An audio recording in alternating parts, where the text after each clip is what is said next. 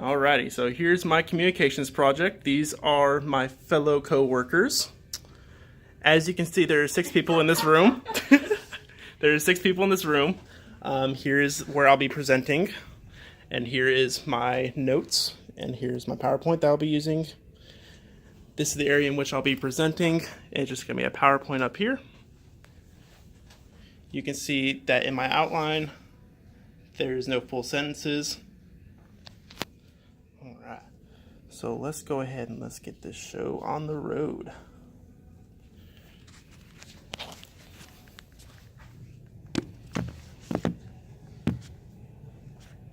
Alrighty, so thank you for joining me today. Alright, so I'm here to talk to you guys about the importance of communication in physical therapy. And what I'll be doing here is I'm going to break it down into 2 different categories here. So the first category is just going to be an overview of the importance of communication in physical therapy, of course, and then breaking it down from there into clinician-patient communication, the importance of that. So moving right along, why is it important for us to communicate? So it is the only medium which we can do our respective jobs in. We can't do anything without communication. And the way I like to kind of explain this, just using a more personal example, whenever I started working here, and I was straight off, didn't know a thing about physical therapy. I had to learn how to do exercises, do modalities, do everything. Had to learn how to do Heike's way of doing things, had to learn Brian's way of doing things. And where I'm going with this, there's 2 different dilemmas that I like to compare this to. There's knowing something and there's being able to communicate something. You can't have effective communication without being able to communicate and know the stuff. So I was taught I was taught everything to know how to do all this stuff, but I wasn't necessarily directly taught how to communicate all these certain things. But yet, how can you get someone to do something if you can't communicate what you want to them? So all the knowledge is pointless if you don't know how to communicate it. So that's why it's fundamental in our field of study to study how communication works in physical therapy. So moving on to the patient-clinician interaction. So communication in the realm of patient-clinician interaction. So what are some inhibitors in effective communication? Now, I just went through and made a kind of a broad list. It doesn't cover every single scenario. Just some stuff that we normally see in the clinic.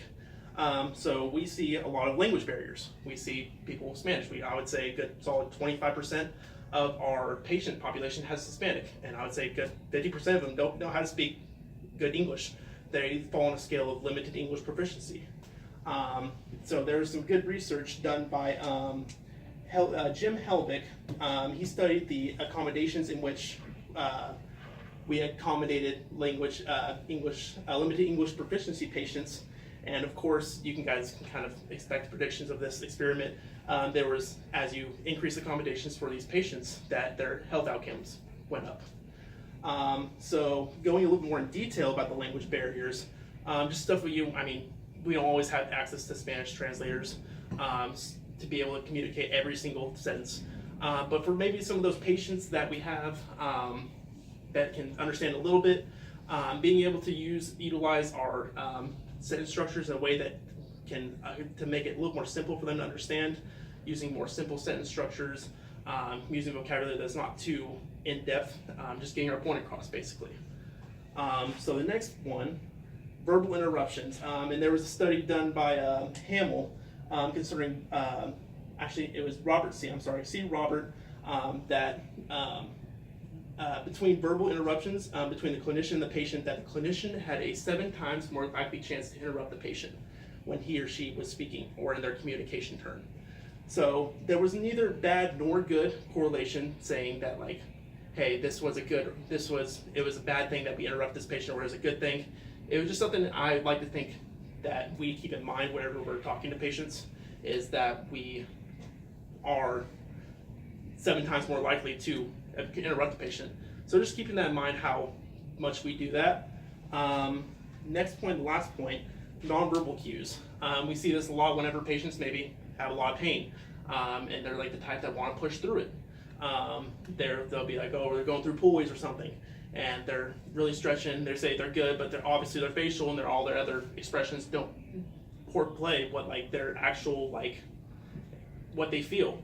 So being able to understand these nonverbal cues is important.